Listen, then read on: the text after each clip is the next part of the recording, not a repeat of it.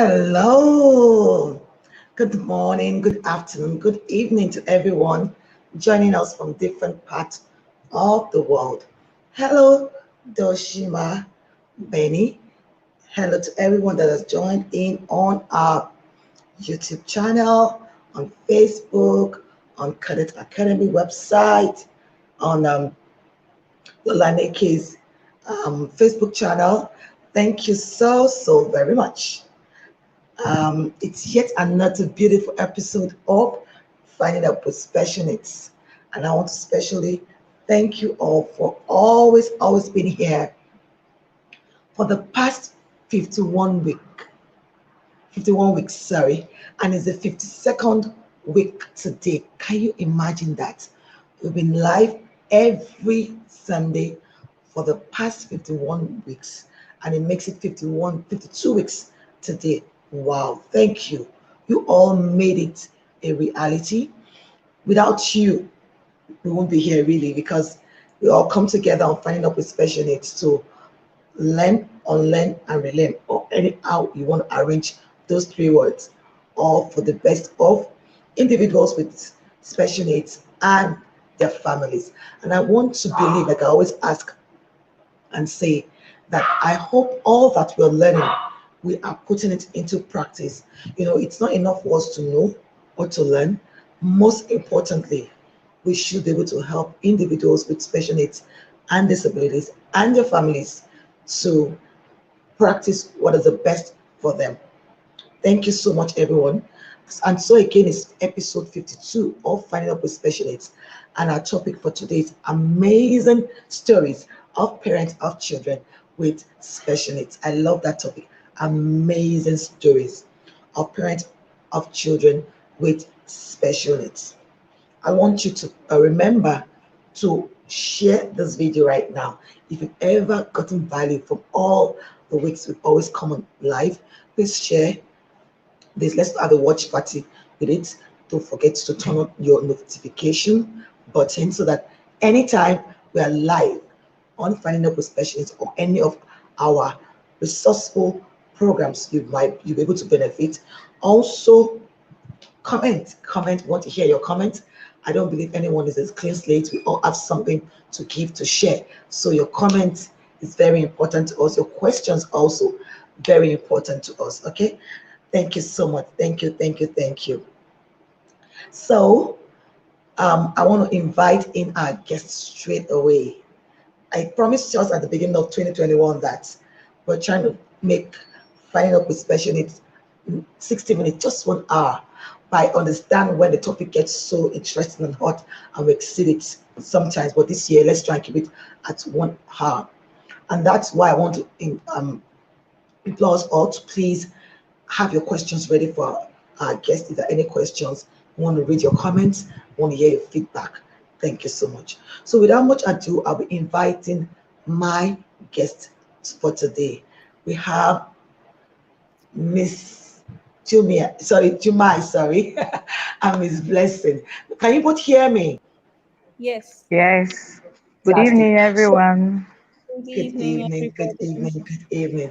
I wanted to just let you know that because of my background in education and often when I teach kids, I call everybody a miss by your first name. So I understand that you're both married, and I may respect that. But I hope you don't mind calling you Miss Jumai and Miss No, that's Blessing for the fine. purpose of this. We're referred to as Miss Thank you. in the teaching Thank you profession. so much. Thank you. Thank you so much. So let's I wonder where my interpreter is today. Oh wow. Okay, I'm sure it will join us very soon. It's going to join us very soon. So I apologize for our deaf audience and that our interpreter will join us very soon. It was actually available for the test run. I'm sure it's a technical glitch somewhere and it will join us really soon. But welcome again, Miss Jumai and Miss Blessing. I always say that my guests, their bios is always too heavy for me to read, you know. I always use the example every week. Like I was like, okay, you remember when John the Baptist came to Jesus? When Jesus came to John the Baptist and he said, I'm not worthy to baptize you or to even lace your sandal. And I'm like, okay, guys, ladies, please, I'm not worthy to tell people who you are. I want them to hear it from your mouth. So we'll start with Miss Jumai, and Miss Blessing will go second. Please introduce yourself. On finding out with specialists, we don't hold anything back. Blow your trumpet. You deserve all the accolades. You've paid your dues, you've worked hard. So feel free to blow that trumpet. Thank you so much. Okay, so my name is Jumai. Hi, everybody. Um, I'm a Hi. mother with a son. Now, the new umbrella name is Neurodivergent. They changed it somehow because special needs denotes the need to for educating differently. So it's now neurodivergent. So I have a 14-year-old son, and he was diagnosed at 2 years old with autism. Well, not at two and a half. At two suspected, we started from Port Harcourt. That's where we lived. Took him to several places. They didn't know what to do. It was the schools actually that alerted us and said that there was, hey, madam, we think you need to check your child out. He's disrupting the class. He's doing X. He's doing Y. So we decided to bring him to Lagos to check him out. We saw a doctor who said and told us he's autistic. He didn't do any assessment. I mean, then I didn't even know he didn't assess. So after a few months, I decided now, well, let's take him to the UK and get him properly assessed so we can have a proper diagnosis and find a way to help him. So that was the beginning of our journey. We got to the UK and they started assessing, and they have what they call a multidisciplinary system. So it starts with the consultant pediatrician. The consultant pediatrician leads it, and then they have psychologists, the clinical psychologists, they have the speech pathologists, etc., etc. Everybody on the team, everybody trying to find out one thing or the other. And that took a whole year to get a proper diagnosis. It took one whole year, about 13 months. While we're waiting, I put him in a nursery there, and the nursery, they were very good with him. They were hands-on, they helped him.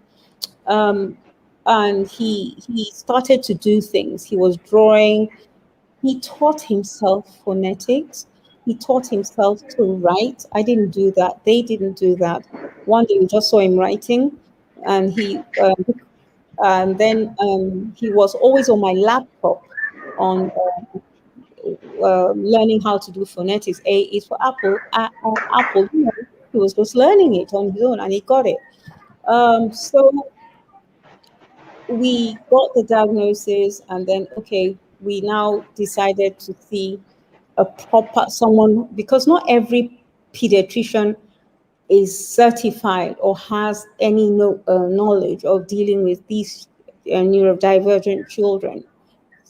So we saw someone who now advised us to cut out his certain things from his diet.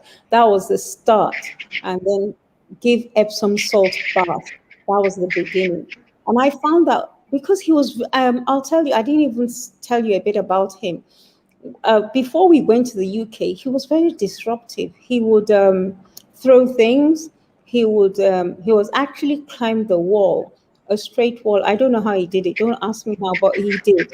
He would sit in front of a fan and watch it, line cars or things in a row, just do odd things, or turn his car or bicycle upside down and sort of spin the wheel. So that was those were some of the things he was doing. So he wasn't attentive in any class. He, of course, in Port Harcourt, they didn't know what to do, so there was nothing like having a shadow, to help him to sit, etc., etc. So it was in the UK we had all that. So in the UK, you know how they are. They take their time with everything. Um, then we saw the doctor who now he's an environmental doctor, uh, pediatrician, environmental background.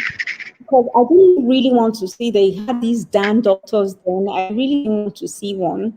I wanted to see someone who knew, because I'd enrolled on this course, and that brings me to why I studied the masters. It was because of him. I needed to have more knowledge and empower myself, so to speak, to help him on his journey.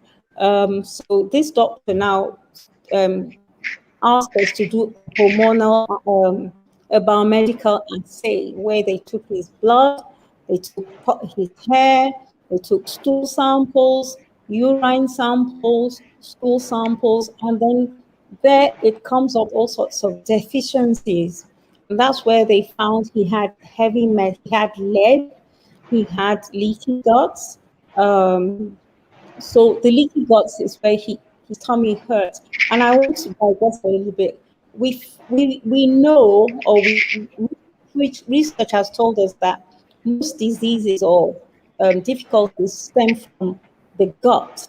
So what I found out was that when he eats what he's not supposed to eat, it cuts the stomach lining, and then the food goes into his stomach, into the into the gut, you understand, and goes into the blood stream, and thereby goes to the brain, and that causes havoc, and it can cause all kinds of things. So then we now okay, so that was the beginning. Then we continued. So we started the diet. I wasn't quite 100%. Not everybody means strictly. You know what I mean? I did cut out sugar. At 3, he's never had sugar since he was 3 years old. I cut it out. I was very strict. I cut out not gluten. I didn't cut it out totally. He had what is called spelt. There's a bit of wheat in it. In the end, I had to cut it out because I found that it didn't help him focus or concentrate. Then we now saw a nature path, and she was very useful because she was also a nutritionist. So she guided us on what he could eat. So his food was limited. For 5 years, he didn't have rice, even though rice is gluten free. Because rice is it grown in water, and so the water has mercury in it. Do you understand? So we had to cut out rice, and because I don't want to call his name. The doctor was saying that unless we can get rice from the Himalayas, and which was I said the Himalayas, how am I going to do that? So we just cut it out and gave him quinoa instead. So he's still eating quinoa, and he started rice like he's 14 now. I can't remember when, but I got him back on rice.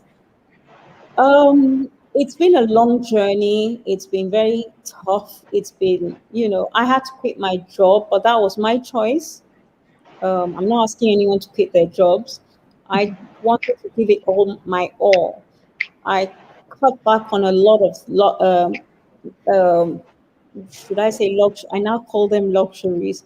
Yeah, I cut back on them so that I could meet his needs because looking after these children is expensive, very, very expensive doing because although I'm entitled to the NHS, the NHS won't pay.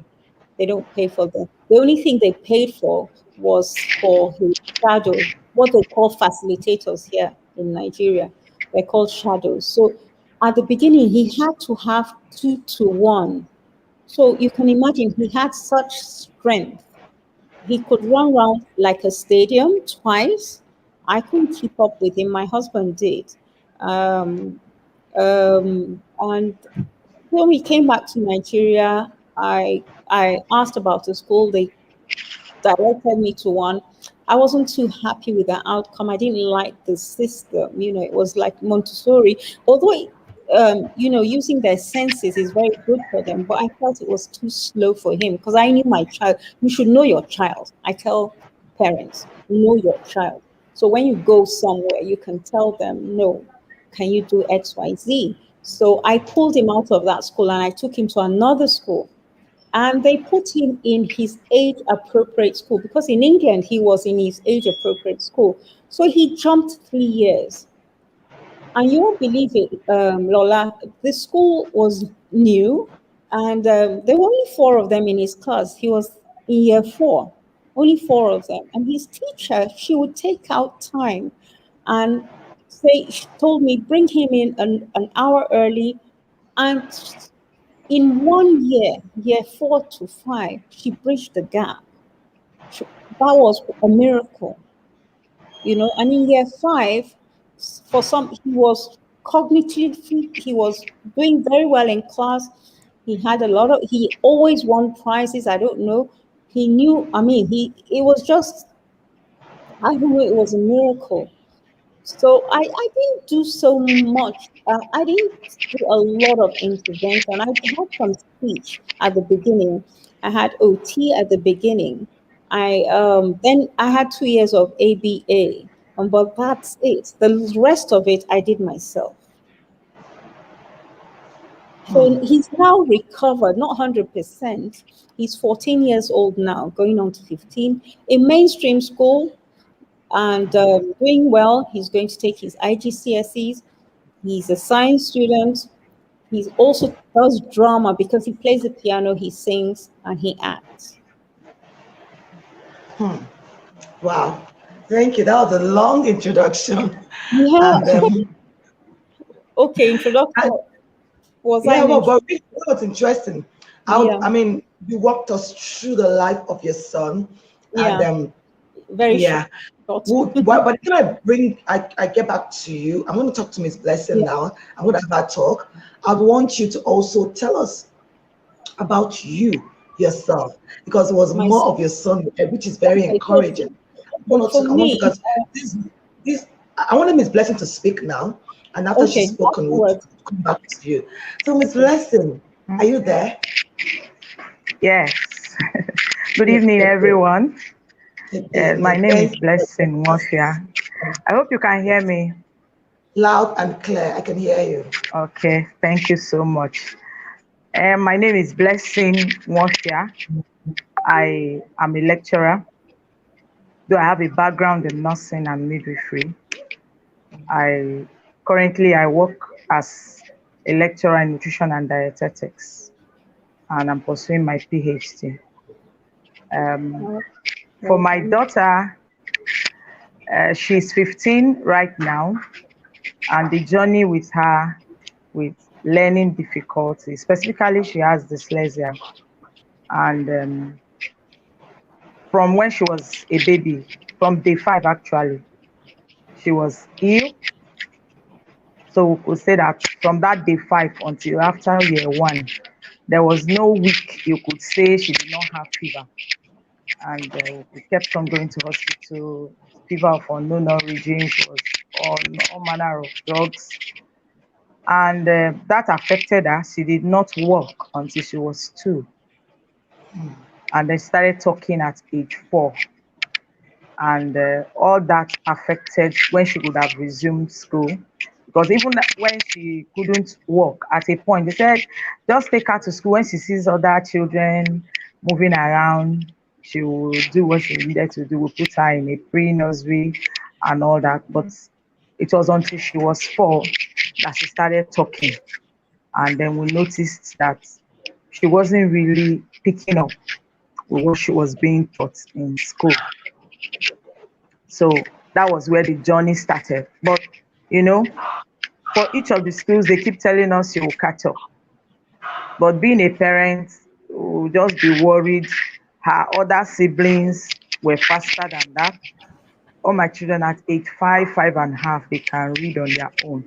But I noticed that she was struggling with her letters. The only thing she was at home with was her numbers. She liked numbers. out on one of the occasions, what I did was to match letters with numbers, numbering the letters of the alphabet with number. So that encouraged her because as she saw number one under letter A, that encouraged her to learn it. But even after learning it, she could write the alphabets out, she could chant and read them out. But identify when you ask her the letter E, you just talked about, show me the letter E in this one you wrote. We discovered that there was no link between that, and then we tried seeing what we could do. The only time I was able to get any information was going online. I learned about dyslexia, saw some signs and symptoms, though then it wasn't this much. I tried to locate the center closest where she could be assessed. That was Calabar. We stay in Umuahia, Abia State. That was Calabar where she could be assessed. And as at that time, assessment was 100,000 naira, and we could not afford it. So we just let it be. We're believing for a miracle. But last year, because of the COVID, almost everything came online. So in June, I saw somebody posted something on Facebook about a WhatsApp group where they are going to talk about children with learning difficulties that could register. So I just clicked on it, registered, and by the time I got to that class the following day, which was on a Friday, the founder of Dyslexia Help Africa was the guest speaker. So as he started describing the signs and symptoms of dyslexia, I was just saying, this person is just describing my daughter. Meanwhile, that June, she turned 15 actually, that same June. So by the time she was done, I didn't even wait. I just collected her contact, and from there we started an intervention. We were able to do an assessment that came out as she has severe dyslexia, that at 15, she was operating mentally at with like a child of 5.5 years. So she was 9.5 years behind. It was We didn't find that report funny, but by first week of July, we started up an intervention, and I would say so far so great because this past July to this moment, she had to start learning how to sound the letters of the alphabet.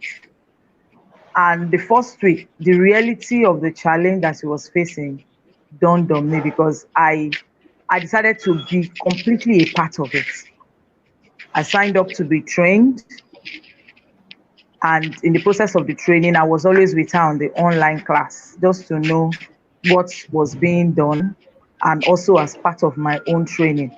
I remember that one of the sessions when she was learning letter D, how to sound letter D, I had to excuse myself because I couldn't believe that my daughter could not sound letter D.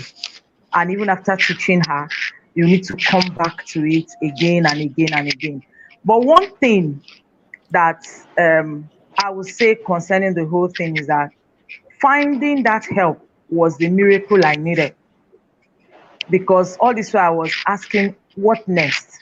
I was always concerned. How is this girl going to grow up? Is she always going to be dependent on people? Thank God she can walk, thank God she can talk, thank God she can do things for herself. But she needed at least basic education to be able to be independent later in life. That was my worry. So when this intervention started, I just saw that by the time I was trained, I saw that the brain is malleable, that it could actually respond. That was the hope I was holding on to. And before the end of the first month, I saw the reality of that. That no matter how blank the brain seemed to be at a point, with the right intervention, over time, the child starts responding better and better. We moved from the letters to two-letter words, blending the sounds. And I can say that now my daughter can read to an extent. The other day, I purposely didn't give her, she was not using my phone for her online class. So I connected to just see what she was going to do. And the story the teacher brought for her, to, I was just wondering, is this my daughter? Because I was wondering where we were coming from. And I didn't want her to know I was in that class until she was done with everything. So I'll say that the greatest miracle for us again is discovering that there's a way out, and then being able to find that way, and that is getting an intervention. Most times, uh, we want to push our children. There's the child has a lesson teacher, so you expect the teacher to perform a miracle. We've had private lesson teachers before now, but they can only do the much that they know. But until the specific need of the child is identified, and then what needs to be done in that direction starts happening, that child may not actually come out of it, because everybody tried what they could do, and before 1 month they are fed up with her. Their method is not working for her, and she's frustrated. When you say your lesson teacher is knocking at the gate, she does not even want to hear it. So that's, I think, for now. Maybe some other questions can come later, but I'll say that the intervention that he is having now has made a lot of difference. And then as a family, we have been able to come together to say, look, uh, our sister, our daughter needs our support, and everybody is in it. If I'm not around, it's not an excuse why she will not have an online class. Her dad is around, or her sisters, those of them who have phones, you can use it. And her work, everybody is now more patient, because we now have a better understanding that she's not just being lazy. It's easy to say these children, they just don't, you don't want to read your book. You know how to do every other thing. How come this thing that we say you should do is easier than other things that you can do? But with better understanding, we now know that she had, the struggles were real. She wasn't faking it. And because we understood, we could help her better, we could give her the necessary support. And then the school where she was, we were able to advocate better for her, because I discovered that you as a parent, you are the best advocate for your child. Most of the schools you may have around you may not know exactly. In fact, up till now, I've still seen teachers who do not know what dyslexia is. School owners don't know what dyslexia is. So how are they going to help you? So it's you that knows that will have to advocate for your child by sharing awareness, giving out information, giving out links where they can get some basic knowledge to be able to be of help to your child. And I just got her result for first term, and I would say it was amazing, because Hmm. all her subjects, the only one that is just one subject that is scored 48. This is somebody that the term before the lockdown, her result, it was only one subject she passed. Hmm. So you can see the difference from Hmm. where she was and where she is now. And now she's excited to go to school. Before the Hmm. intervention, she keep telling me, I don't want to go to that school. Everybody will laugh at me. They say I don't know anything. And being 15 and being on the big side, you know, it was beginning to tell on her self-esteem, because each time you meet her, she will be crying. The next thing will tell you that, Mommy, please, I don't want to go to school. I want to read. Everybody says I don't know anything. But the school where we're able to advocate and she changed to, those experiences are no more there. Secondly, she has gained her self-esteem back. She now knows that, look, I can attempt this thing. I may not get it as fast as people are getting it, but ultimately I'll be able to get it. So she's more confident in herself, and that has helped her so far. Thank you very much. Wow, interesting. The topic for today again is amazing stories of parents of children with special needs. And the way it's turning out, I'm like, you know what, these stories are truly amazing. And the way you both have spoken about your children, for me, it seems like it's easy. Like, okay, when you find out, do this, do that, do that, do this, or looking like, okay, so we just did that. But I know that it wasn't easy, because if for anything, I've worked with several parents, and I know how tough it is, you know. But I want to thank both of you. I know you're not faking it. You are saying it at as your experience had been. Really, I love the fact that you told us all the positive sides to what you experienced. Now, I know that, and I'm so thankful to both of you because we have a parent of a child with autism, not a child, a teenager, because I know how teenagers can be. Stop calling us children.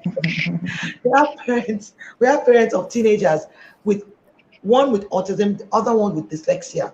And when you look at these two categories of special needs, sometimes if a parent with autism is speaking, you're thinking, oh, it's because it's autism. If another parent with dyslexia is speaking, you say, oh, it's dyslexia.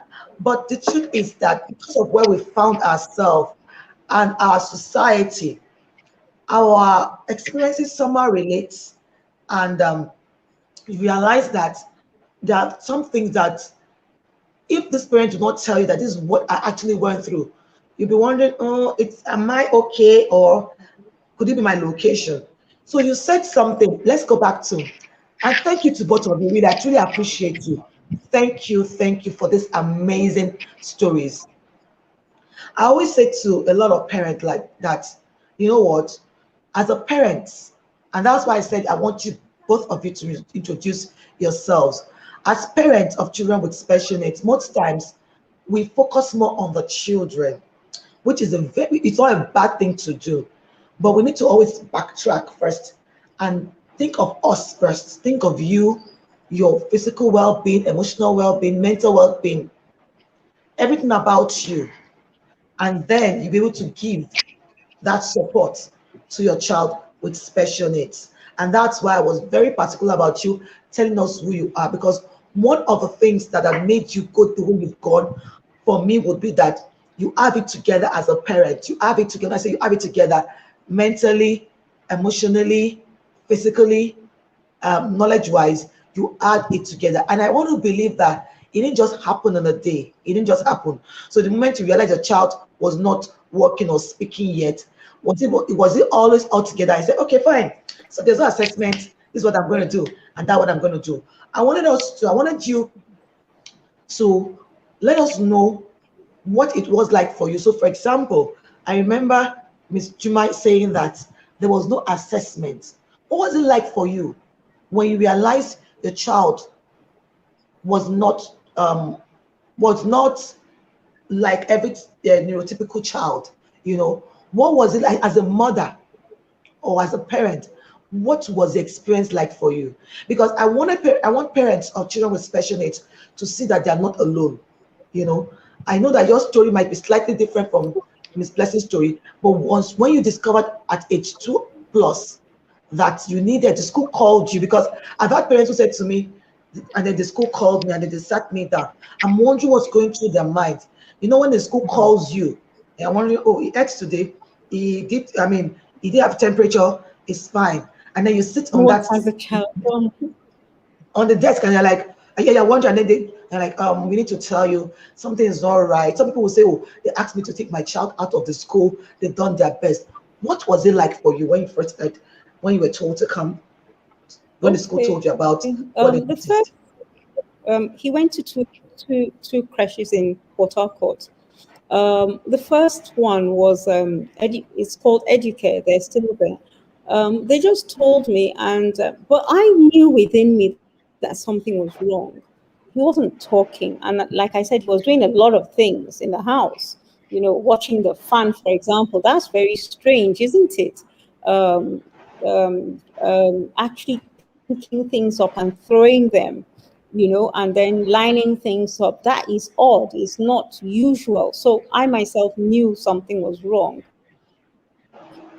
The reason we took him to Educare was I was working with Shell Petroleum then. So at that time there were kidnappings, so they had to shut the school in the Shell residential area down. So when it was now open, I moved him back into the RA because it was easier for me. I was working, I had to be at work at 6:45. Work started at 7. Luckily for me, I've always had good health. So the school was just a walk away, and I was able to take him there. And then again at Kindy, it's called Kindy. Said, your son we think you need to check him out. I knew within me, really, it was such a shock. It was, okay, what can I do? What should we do?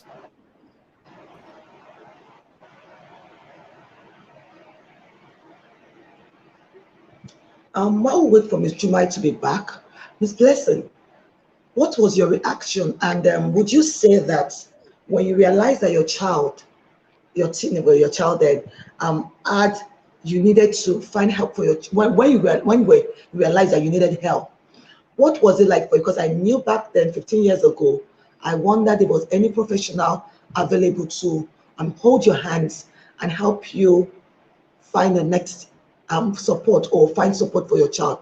Did you feel all alone? What was it like for you? Could you please share? Well, I would say that the only thing that I thought I could do was just to pray, because I didn't know any parent or anybody that I could ask what the challenge was. And maybe because of my background in nursing, I always related the delay to the fact that she was ill that first year. So I kept telling myself she will outgrow it. Now that she's no longer sick, because she could go from January to December, not even fever, after that fourth year. So I was like, okay, now that she's okay, she'll outgrow it. But her speech wasn't clear. She goes to school, and because maybe when she talks, they laugh at her, she ends up just keeping mute when all people that she's not used to are talking to her. Yes, Hmm. I had some times when I felt lost, because who was I then? I didn't even have access to internet. So where was I going to find any information? So the only thing I did was maybe the schools that she went to. All I did was each time I she was to start a particular school, is to tell them that, look, this is what I've observed about my child, hoping to get answers. But it looked like the teachers that I'm talking to are more confused than I am. So the only thing that they will tell you is, let's see how it goes. You come for open day, you ask, I'll have to ask, how is she coping? They just tell you she's just there, you know.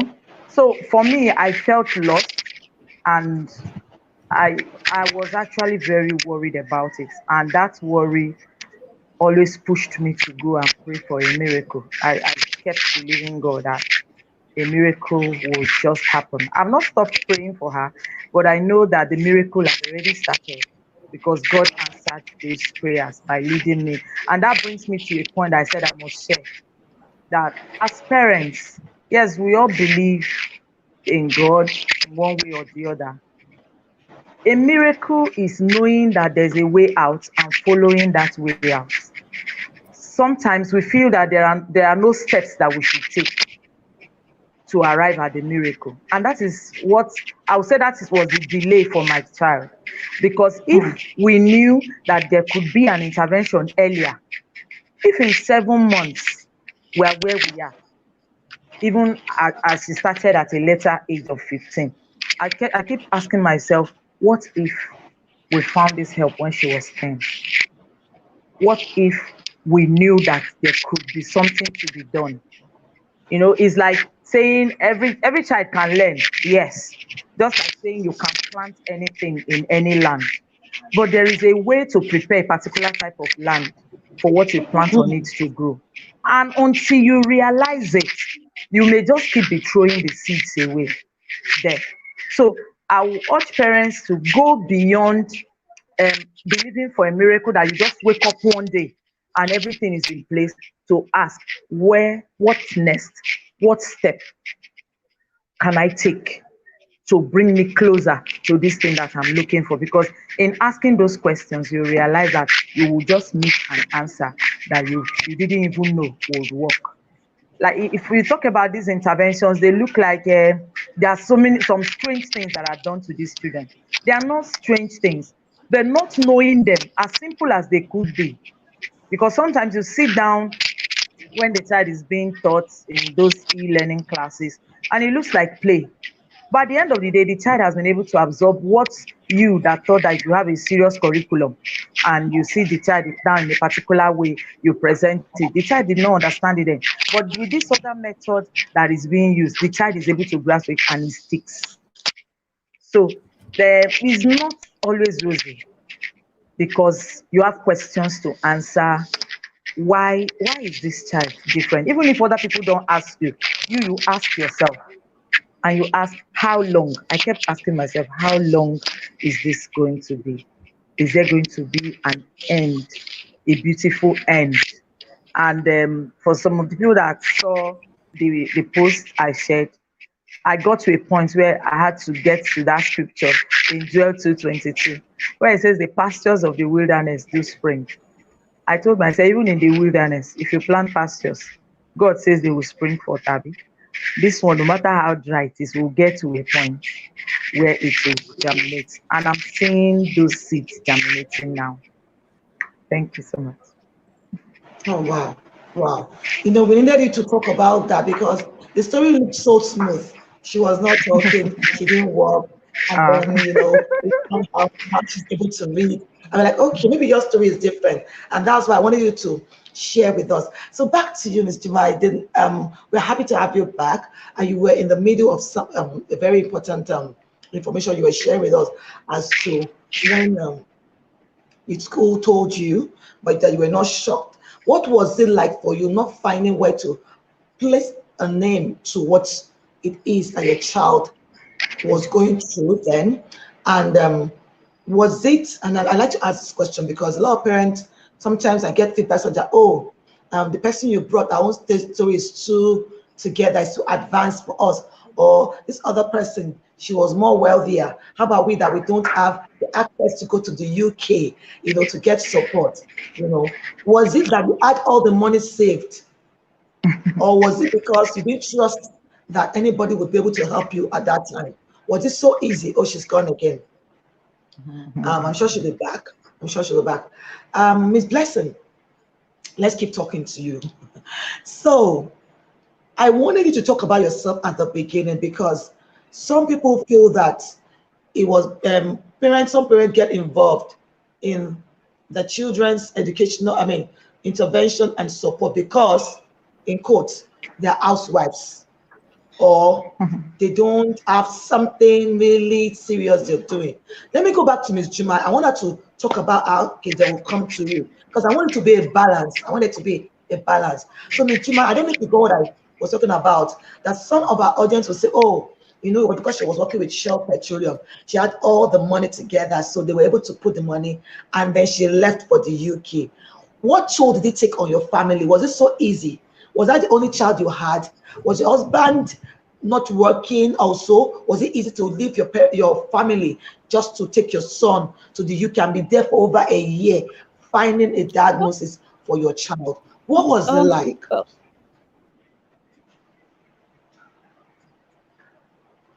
no, I have a daughter. He came quite late in my. There's a 14-year gap actually between him and my daughter. Wow. Are you there?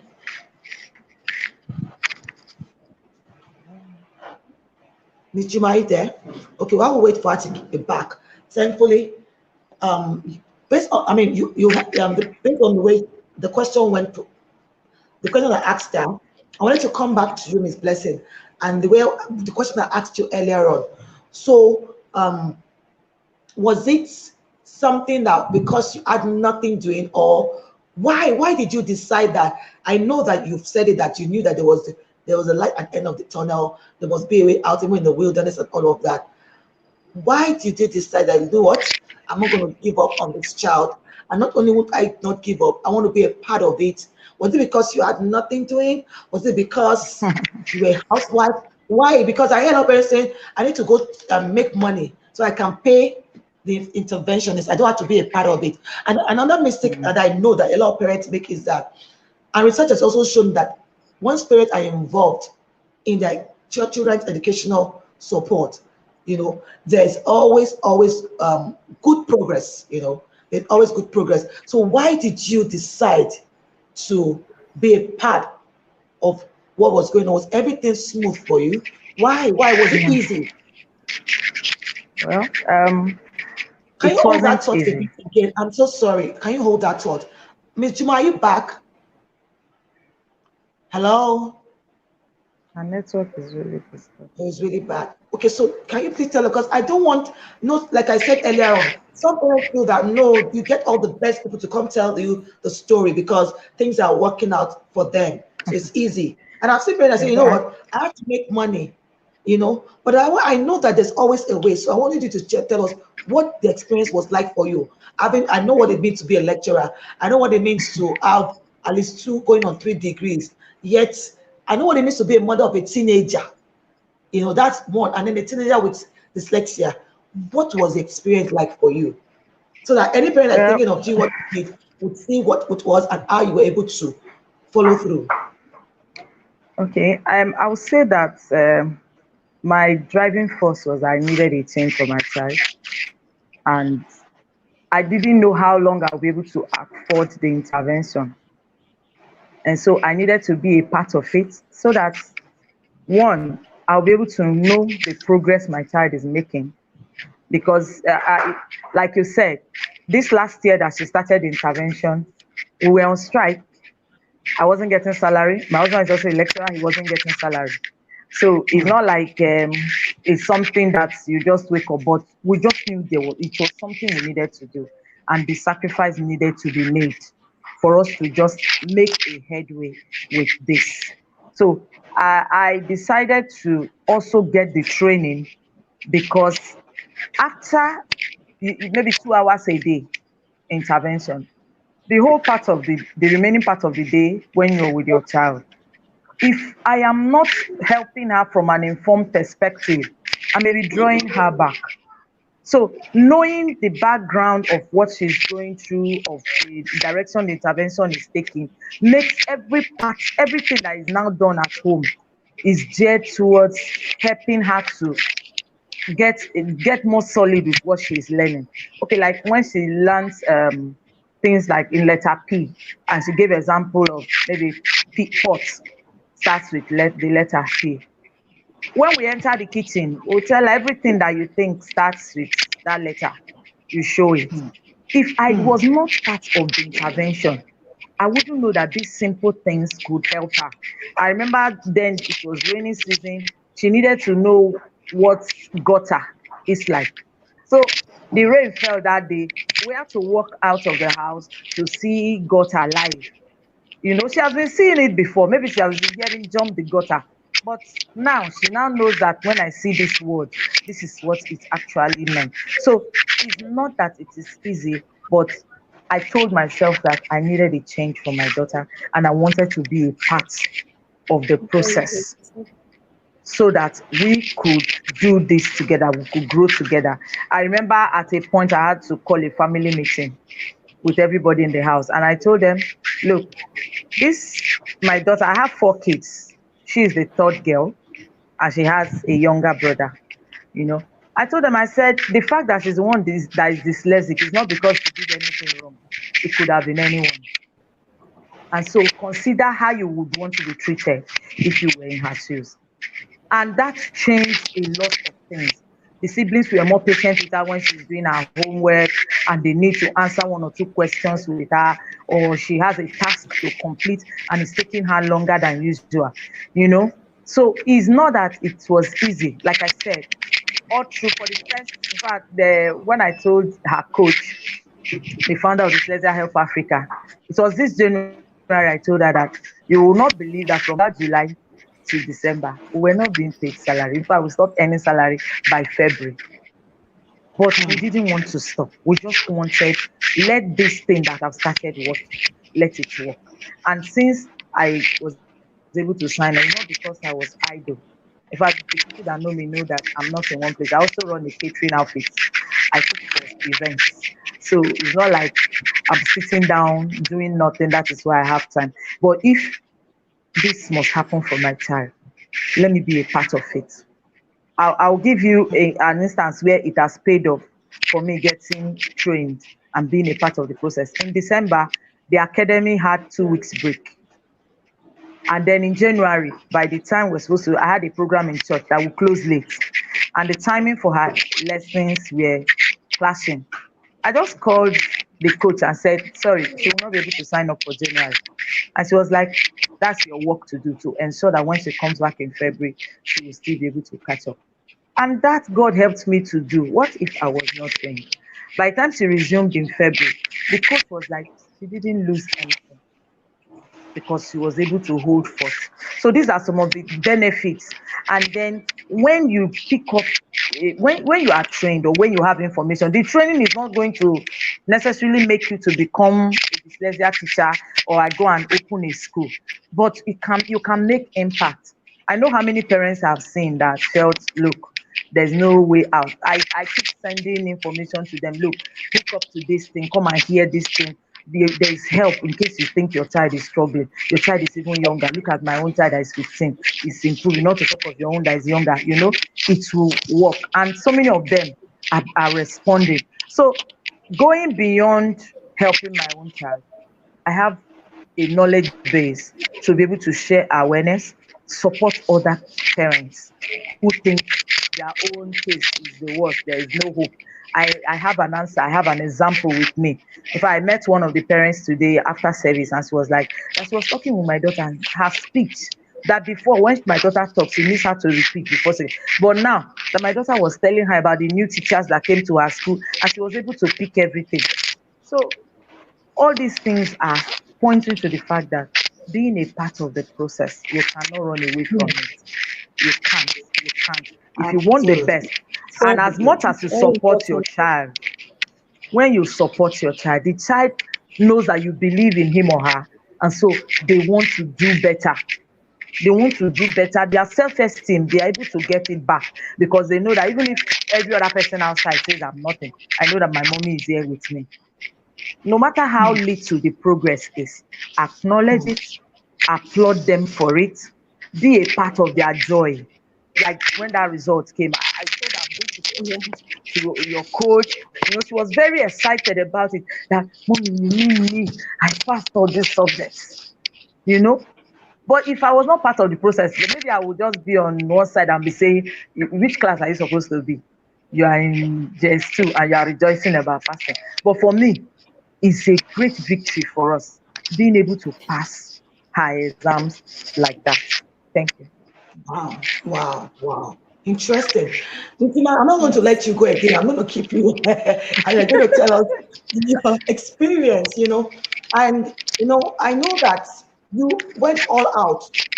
Not that you were just there, because I wanted you to answer that question because Miss Blessing has said as she couldn't go out to get any diagnosis. It was here in Nigeria she got that diagnosis, and she got access to assess her child, and she was also trained here to help our child. And I want to say kudos to Dyslexia Help Africa, Miss Blessing Ngapi and her team. Well done, well done. I'm truly proud of you and what you're doing with children with dyslexia. So let me come back to you, Miss Jumai. Your case for me also, your story for me is quite encouraging. But I want you to tell us: was it that you had Well so done. much money? Well done. I wanted you to tell us if you had so much money start there, or was it easy? I know you say it was at your by your own will, at your own will. It wasn't your child, like nobody forced you to resign to go. I mean, find solution for your child. No, Was it easy for you to no, just no, pack your no, bag, no. leave your family to go find help for your child, and then tell No, us it, those it things was a that will dis- encourage other it parents? was not Because I know it wasn't you are not easy helping at only your child all. right now. You're No, it helping other people's children. Please tell us how that had been too. no. So look, it wasn't the money wasn't there. I mean, we had to put it together. Do you understand? We just had to make that conscious decision.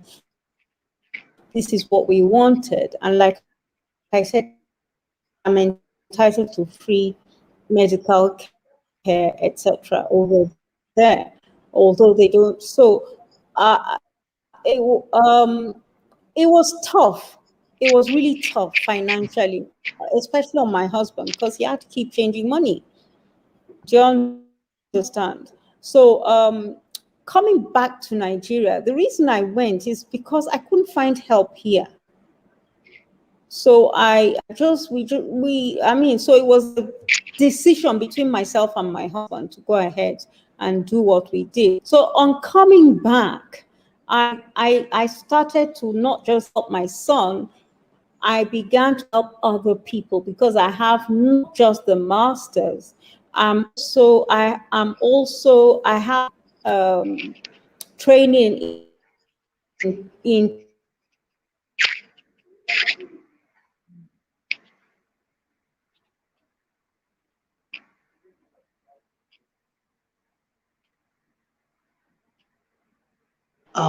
While we wait for Miss Juma to join us again, Miss Blessing will hold the ground on our behalf. So, talking about issues of self-esteem, because like we know it, every disability has some form of a level of I'll call it severity, where you have the Yes. mild cases, the severe cases, the moderate cases. But whether we like it or not, self-esteem is one aspect of their life that gets so affected. How were you able to? Because the truth is that whether we like it or not, people out there would actually make them feel lower than who they are. And that's Yeah. why for me, I talk about the individual first before any disability. The same way we all were conceived, every person was conceived, whether with disability or not, exactly the same way. The birth process is the same way. Everything we do is the same. So first the individual first before the disability, but we find out that most times when people just see that there's something not quite right, they begin to stigmatize, they begin to call names, they laugh even in schools, friends, family members too. They laugh at the child. So let yes, me hold yes, this Mm. now. yes, And Miss yeah. Blessing, could you please remember that we're talking about self-esteem when I come back to you. So Ms. Jumai, Self-esteem. go on with your explanation. Okay, So you said it wasn't easy for you to so put it's everything like together we didn't financially. have that money. It wasn't easy at all. We had to put things together. We had to cut back and live on just what we needed. Do you understand? We couldn't. I didn't buy new clothes for a long time. I couldn't afford it. And up till now, we haven't bought a new car. We're only just thinking about it because he's gotten to this level. Do you understand? So a lot of sacrifice went in. So it's not that I had a pot of gold somewhere. With the food, I tell people we have the food in Nigeria.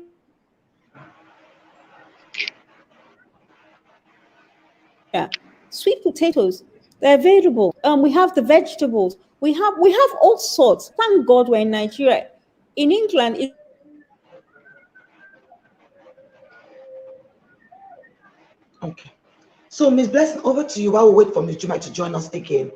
So, the issue of Okay. self-esteem, because I believe that parental involvement and family unit and support goes a Oh, long way. Miss Juma, are you back? Oh, she's gone again. yes, I am. So it goes So long. I was Okay, saying fine. that, the- yeah, no, yeah. So I was saying that, look, I don't have a pot of gold, and I still don't have a pot of gold. I just have to do what I have to do. Do you understand? I just had to cut back. My husband cut back. We just cut back, cut, and all the net. I mean, whether we needed it or not, we didn't buy. Do you understand? Everything we had to save. Do you understand? So people think you have a lot of money. No, it wasn't that at all. That was something. And then I had help from my parents as well. My mom lives in the UK, so I had help there as well. So it wasn't just me, and I have siblings who live in England. But coming back here, I decided to come back. I didn't stay there. He went into year one in the UK. But when I came back, they put him in nursery or something.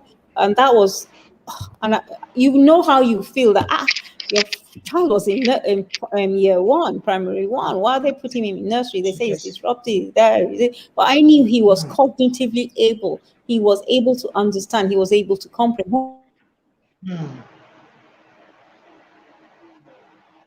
That's why I moved him. Coming back to helping others, I tell people, look, listen to what people tell you, but you know your child best. So do what your child you need to do for your child. So if, for example, you have a child who's hyperactive, it's just better for you to listen to what they need to do and do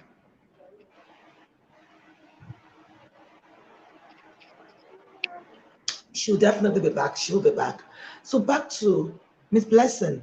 So how were you able Yes, ma'am. to build your daughter's self-esteem and also advocate for her so it doesn't affect her? Because I know the effect of self-esteem, poor or low self-esteem on a child with a learning difficulty or any form of disability or special needs.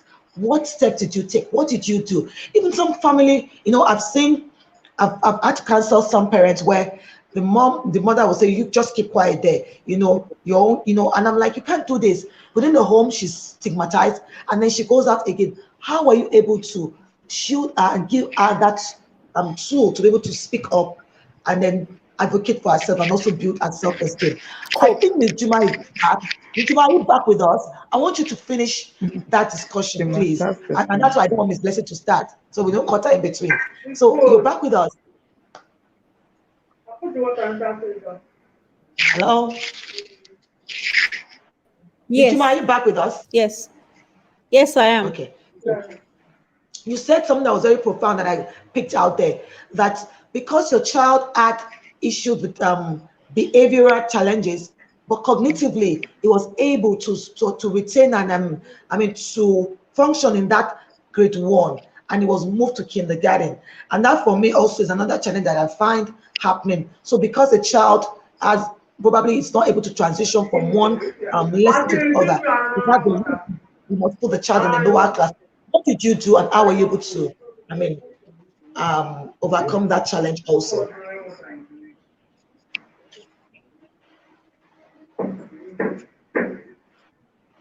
Oh dear, oh dear, oh dear.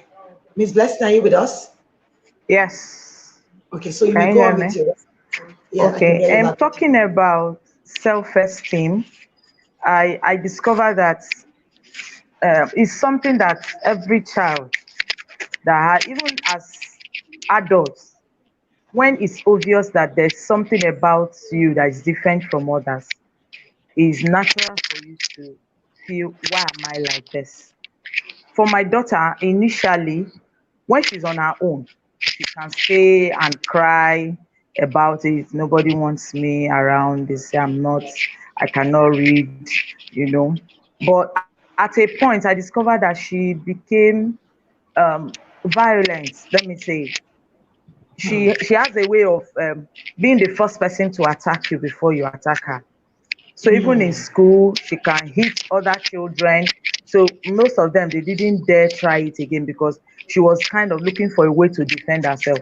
I may not be able to read, but you can't tell it to my face.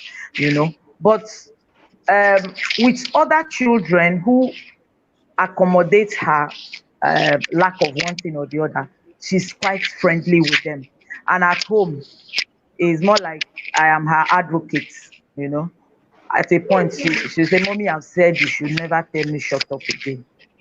Mommy say you should not tell me shut up, because I always tell people we want her to learn how to talk properly. So we can't keep shutting her up. Even when you think what she's saying is not, let her finish it. Then you tell her the correct thing instead of always saying shut up, keep quiet. Give her opportunity to say what she has. That way we help her build her vocabulary, we'll give opportunity to correct the mistakes. But now she's a lot calmer. I was wondering in school, normally if she sees other children, the first thing she will do is to hit you. But recently, I just discovered that she will just see you and give you thumbs up or smile and wave. She's no longer that bossy person around. Maybe just trying to, people must know I'm here to, even if you can't call me to read or to answer questions, when it gets to things that will show power, I will be there. So self-esteem too. Another thing I discovered was that during her intervention, I learned from my own training that when you keep emphasizing on a child's strength, it makes her realize that after all, there's something I can do well. So mm, applauding every little progress that she makes, like the day she was able to pronounce the EW sound, Very ew. I important. gave an example of new. I told her, okay, because of that, you're going to get a new shoe. You know, just because she was able to pronounce that word new, I felt okay, you will get something new. And you can't forget that word because you remember that mm, when she was able to, she got something true. new. So applauding a child, letting the child know that look, it's just a phase. And as a teenager, she's at a stage of her life where she will understand that there's an issue. So let's not Mm, tell, pretend as if they can't understand. They know there's a problem. So you sit mm, the child down True. Mm. in any way that you feel the child will understand and say, this is what the problem is. This intervention you are going through, if you pay more attention, you can see you are beginning to learn. If you pay more mm, attention, you will get past this stage. mm, And then nobody will laugh at you again. Like sometimes when she's not doing her homework and she brings up some things, I say, no, this one I know you can do it on your own. Let me see you do it. And she goes ahead and she does it. There's this connection with her teachers, those of them taking her in her intervention. They clap for her, send her all manner. You won't believe that she has never met them one on one. It's just an online class, but the connection that they have is so real that if you want to tamper with anything that has to touch that her class, she will beg you and tell you, please don't just let it, because she knows that that is a space where she's celebrated. So celebrate your child. There are other things that she does well. Celebrate it. If she washes the plates and she's able to finish, no matter how long it takes her to finish it, if she finishes and cleans the floor, you come out and say, wow, see how my kitchen is shining because I have a daughter. Last week she told me that her second name is Blessing, and she have always answered her Igbo name. For last 2 weeks, she came up and said she wants to answer Blessing. That we should stop calling her other name, that she wants to answer the same name with her mother and then her coach, who is also Blessing. You know, she generally, but self-esteem is something that we need to build for children by letting them know that if there's something you can do, let's clap for you about it. Let's celebrate the ones that they can do. That way they know that they have some things. And hold on, as you keep emphasizing on their strengths, their weaknesses will become less because they take on from that strength. They leverage on it to attend to the areas of weakness too. mm. Thank you. Wow. Interesting. You said quite a lot of things, and I remember while you were speaking, and you said when you discovered what was going on, you realized that the school was confused, the teachers were confused. But the way you're speaking with so much knowledge, and I'm sure you are doing a lot of awareness and advocacy, not only for your Yeah. child, but for other children. Because I mean, the Yeah. little things are celebrating the child's success, understanding, have empathy, being empathetic, saying, look, I know that there's something. We're going to work it out. There's a way out, and that will want the child to want to do more. Mm-hmm. I mean, for the practice, I want to bear the name like my teacher or my coach. It's sure that there's Mm-hmm. something. Like you said, they've never met. But that bit of Yeah. understand what is going on, everybody around in the home, understanding her for who she is and supporting her, praising her, giving her that push, that nudge that you can do it. And there's no better way to build a child's self-esteem, really. Well done, ma. Well done. So back to Thank you, you. Ms. Jimai. Um, you were talking about how you've been able to acquire knowledge and certifications and how you are helping other kids. Could you please share that with us? Despite the fact that it was not easy, really. It wasn't easy, but I'm happy when I see a child progress from where they are, and the mom calls me up or the dad calls me up and say, "Oh my gosh, they've done this. This has worked." Some parents are a little more difficult to help. You really have to push them, especially when it comes to the diet.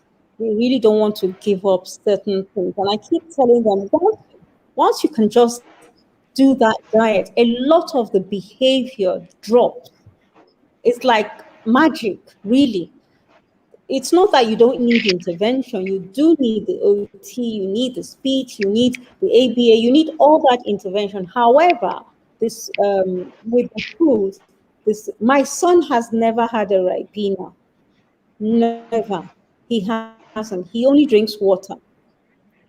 And you can't tempt him. They tried. When we first took him to Green, after he left his primary school, he got into Green Springs, Lekki. They said, "Are you sure?" etc. etc. Do you know they tempted him, and he didn't. He just didn't eat their food. They tried for 3 days. They didn't tell me they were going to do that, but they did it. And I remember we visited House on the Rock one day, and usually I will pack his bag. He'll have his snack, his water, etc., etc. I won't go without food. And they said they offered him. So they said, "How did you do it?" I said, "It was years and years of telling him it's not good for you. You can't have it." So now he knows, and he will tell anyone who offers him anything he can't have it. And if they insist, because some people say I'm being wicked. No, seriously, they tell me that, why can't he have the juice? What is it? What's wrong? He'll bring it to me. But some parents, I find they find it very difficult to drop. I was telling somebody about Indomie noodles. I shaft. Why are you giving your child that? It's nothing. It's not. I mean, there's rice noodles in the market you can buy. Do you understand? You don't have to buy the spaghetti because the spaghetti is wheat. Those are the things that cut your stomach linings, the gut. They actually severe it and go into your bloodstream, and they can cause all kinds of havoc. So why would you want to do that? Do the right thing. Give up. Get the child. Give up that child. And then you know the interesting thing. I bake, but my husband learns to bake. He bakes. He makes ice cream. He does the yogurt. Yes, seriously. So I mean, he's supporting me 100%. Wow.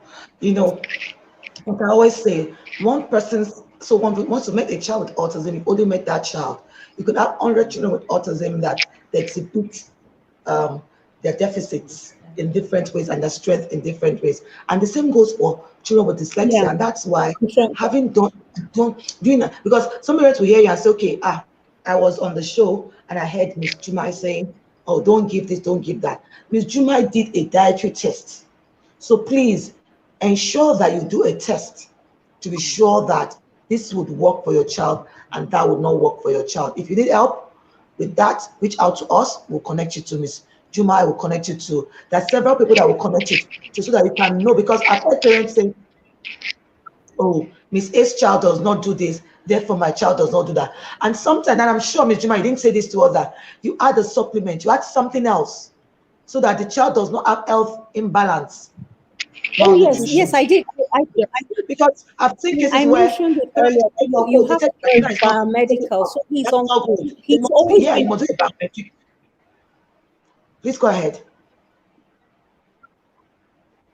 You have to do the biomedicals. Then they will prescribe this supplementation for him. Some are general, but some are specific to the child. It's when the results come out, then you are giving supplements. So things like omega 3 plus 6 for the brain function is generic. Magnesium is generic, but the others are specific to your child. So he's still on supplements every single day. His gut is still not healed. We're still dealing with that. However, he's moving on fine with life Talking about that, I was going to ask Miss because Blessing, he knows.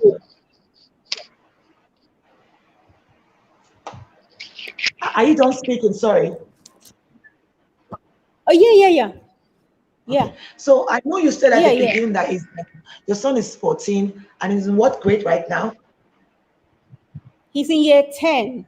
You remember I Yes. told you his primary. He's I'll call the name of the school because I'm so Go proud of ahead. them. The Riverbank School that belongs to City is a fantastic school. They took a chance on him and they bridged the gap. And he was in placed in year 4. Because when we came back, the school we went to would not put him in the age appropriate class. But I had this Mrs. Uzochi, I will call her name because I can never forget.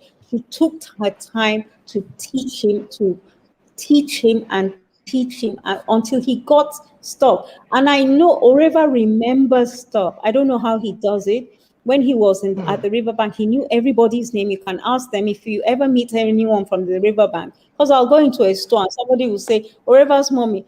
And I'll be saying, oh, you must be from the riverbank, you know? So he had a good memory. And he still has a good memory. That's why he's able to do what he has achieved so far. But I haven't pushed, I'm not pushing academics for anybody. I am saying you can do vocational. Do you understand? Not every child has the intellectual ability, to grasp, or the cognitive ability. So do other things. They can learn music, learn to play the piano, learn to swim, whatever you can afford. Do you understand? It doesn't have to be. You can go to a friend's swimming pool and you don't have to pay for it. You don't have to pay for it. You understand? If you know someone who has a pool, then they can learn. But my children, I always throw them in water. You know, in England, we throw them in water at 9 months. So they have always learned to swim. My daughter too. So he's Interesting. still on supplements. We're still dealing with the gut. That's gone. Very interesting. So, thank you for sharing the story with us. Thank you for all that you've done. Miss Blessing, I know you said something very profound at the beginning, and you said, you know what? Even if my child might not be able to do other things, like might not be a doctor or a lawyer, but she has to get the basics, reading and writing skills. And that for me is what I advocate for too. Even if this child is still going to learn vocation and Yeah. whatever it is, you need that basic reading and writing Basic reading skill. and writing. Very important. And every child, really, research has shown that can learn. It depends on how well we're able to show the child.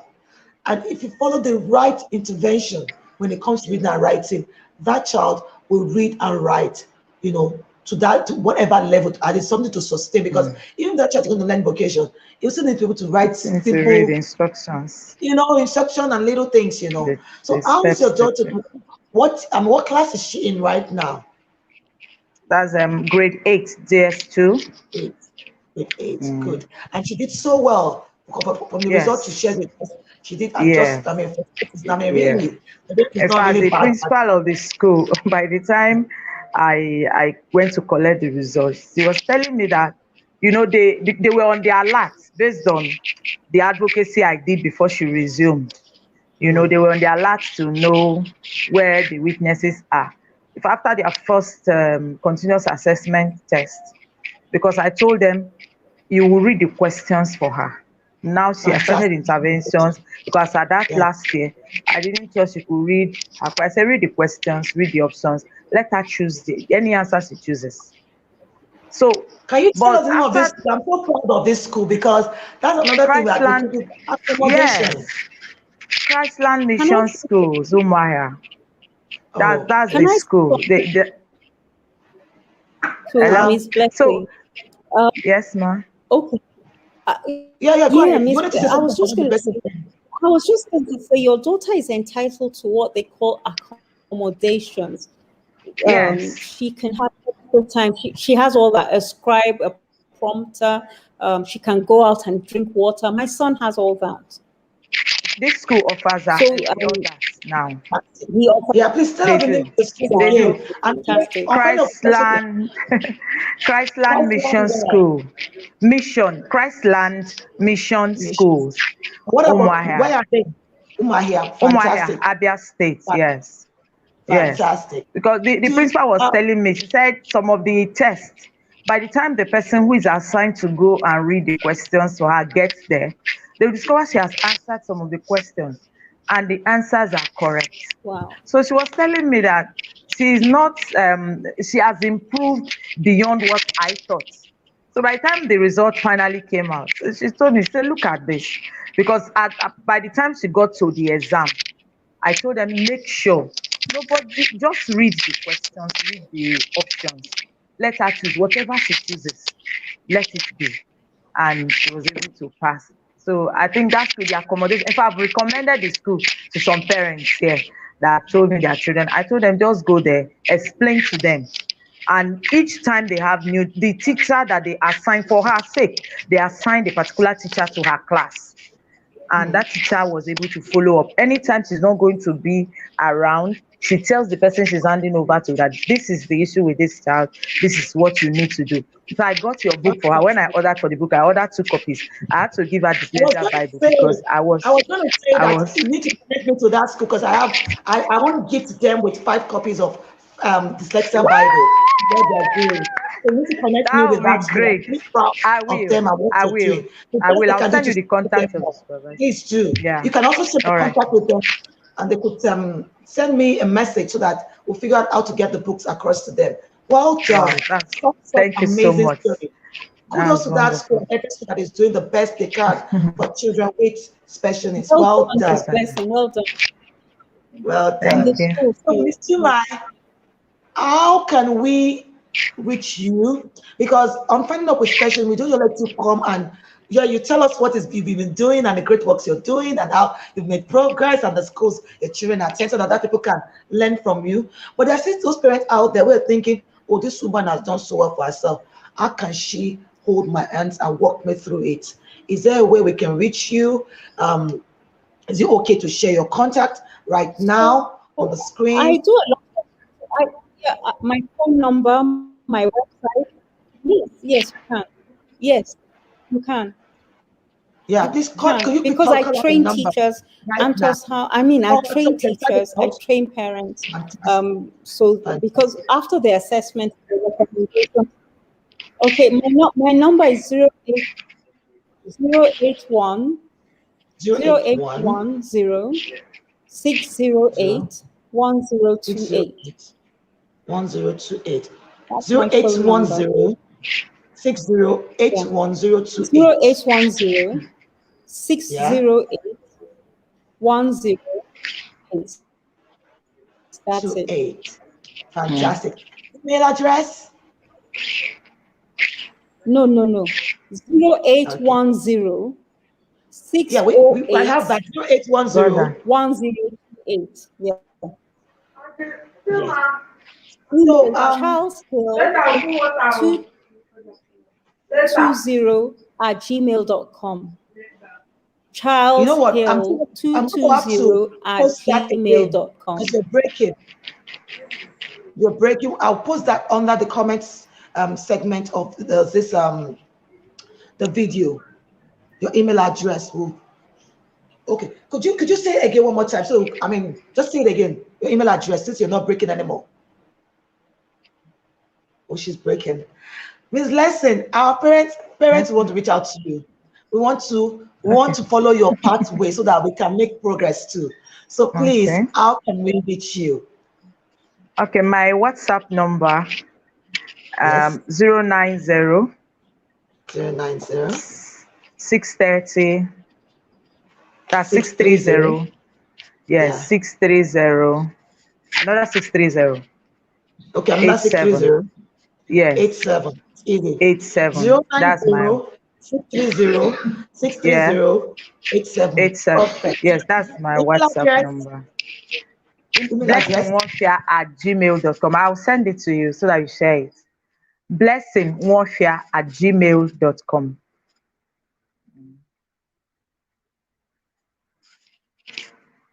Wow, wow. Thank you so much. Parents are doing great stuff, and the least I can do is to show forth how you guys appear on this show to come and encourage other parents. I'm really, really, really, really proud of both of you. Miss Blessed, thank you for all that you do. Thank you for the Miss privilege. Jimmy, thank you for all that you do.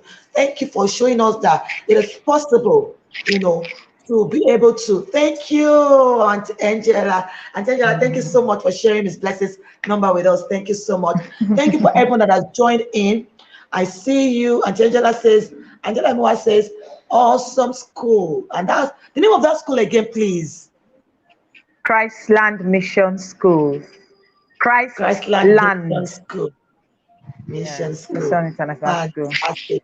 So this is Miss Blessing's email address if you want to copy right now. Can you see that? And it's also scrolling already. And then also our phone number is there. Thank you so much for this comment. Auntie Angela says, awesome school. Thank you, thank you. And of course, Miss Thank you, sir. Blessing, the dyslexia coach, is reiterating what Miss Blessing, the mother of the child, called Blessing, dyslexia Uh, says, "Build your child's blessing all the self-esteem way. by celebrating them, no matter how little the progress is." Thank you, thank you, thank you. Oh wow! Everyone is saying thank you to you. We're glad to have Thank you. you. Emi Eniola Molly Ikubi says thank you. They're really happy that you're here with us today. Thank you for sharing your story. Thank you for not being laid back. Thank you for taking the bull by the horn. Thank you for encouraging other parents. Thank you for coming out to all our Thank viewers, you. audience. Thank you, Lati, Raji, Auntie Angela. Thank you. Ibilola Thank Ayodele you. Pamewo, Ulumewo, sorry. Thank you, everyone. Thank you, Doshima. For everyone that has joined me, I want to say a very big thank you to you. Like I always say, we want to do this in 1 hour, but the information is just too much. We can't go away with information. We came here to share with you, and we are glad. Mr. Alex, we know you had a little bit of this, but thank you for not giving up and for joining us. Thank Thank you so you. much for ensuring that our deaf community can key into what is going on today. Thank you, Ms. Timai. What can I say to Thank you all? You you. guys have been amazing, so amazing. Thank you so much for sharing your amazing stories with us and for encouraging us, and for for allowing us to tap into the word grace. I want to use the word grace, and for agreeing to hold our hands for those that will need help in the right direction with their child with dyslexia or their child with autism. Thank you so much. Thank you. And this is it from Welcome. us on Finding Up with Specialists today. Until we come your way again next week, remain blessed and have a fruitful week. Thank you and bye Thank you. bye. Bye.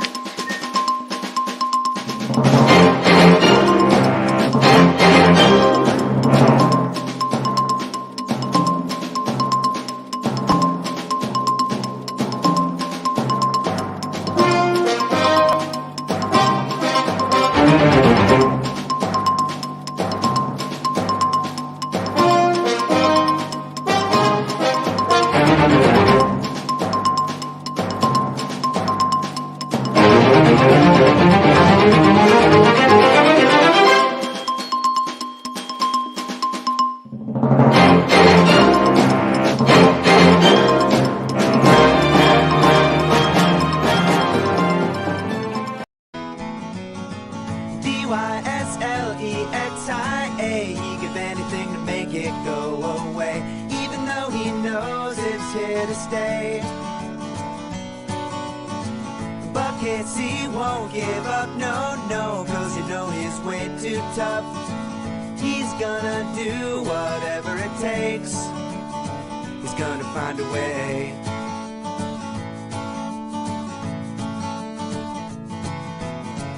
Casey never liked school much. All the kids would laugh when he read in class. Teachers tried to help him out, but they didn't know what to do, so they just let it pass.